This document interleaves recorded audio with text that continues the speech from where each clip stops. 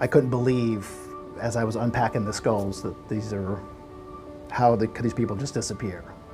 These are, mother and two of her children, another unidentified little girl. I just was blown away by this case.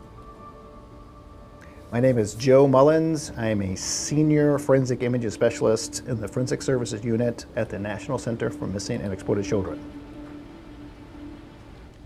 The main reason why we got started, the main task that we have here in Forensic Services is age-progressing long-term missing children. Since that time, we've just become the hub for any images dealing with a missing child. The entire process to do a facial approximation of skeletal remains, it's a long, drawn-out type of process. Starts with the forensic anthropologist. The forensic anthropologist is the one supplying the science behind how that individual looked in life. They give an assessment for male, female, age range, characteristics that they can see in the skull. And technology is constantly improving. We have DNA tests to consider nowadays, so it gives us more insight for hair color, skin tone, those stuff we're able to factor in to see how to fine-tune these images with more of a scientific backing.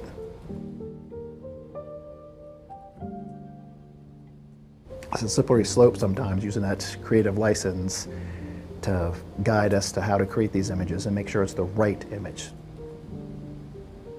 So we want to get all the input from the investigative agency, the medical examiners, everything, the photographs, so it takes time. The images that we're creating are not going to be portraits. Never going to be a portrait. There's a huge misconception that we've created images that are very photographic in nature. It doesn't work that way. These are very ambiguous images. We want you to look at with the widest, biggest lens possible to say this could be what this victim looked like.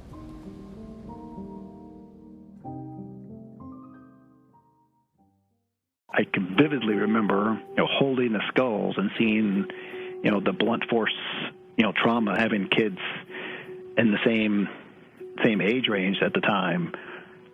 It's just terrifying.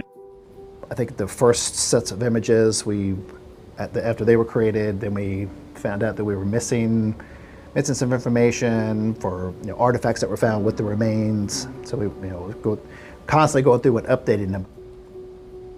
The most recent update for the little girl who's still unidentified, we had some information. It was a DNA test that it breaks down everything that makes up a person.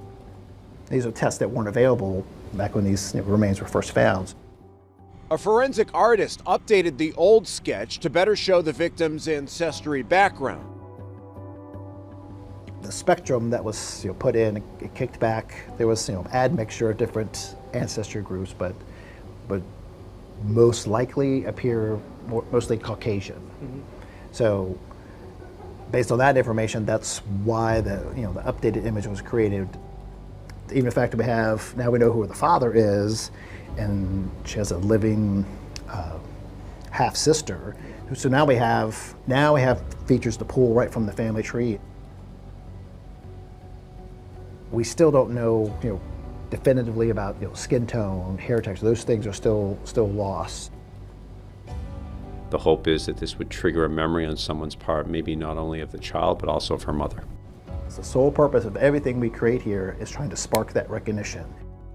What will the emotion be like if and when they identify this girl for you? It'll hopefully make those images go away. I don't want to see those blunt force trauma wounds to the skulls anymore. I like to see photographs of who she was and celebrate her life, not how she died or who killed her. If you see one little aspect that you can focus or apply that to somebody, pick up the phone. Maybe it's not the person, but now that's one less person that of the 7.6 billion people on the planet that we're looking for. That's the way we can cross off the list. So just look at these images with your eyes wide open.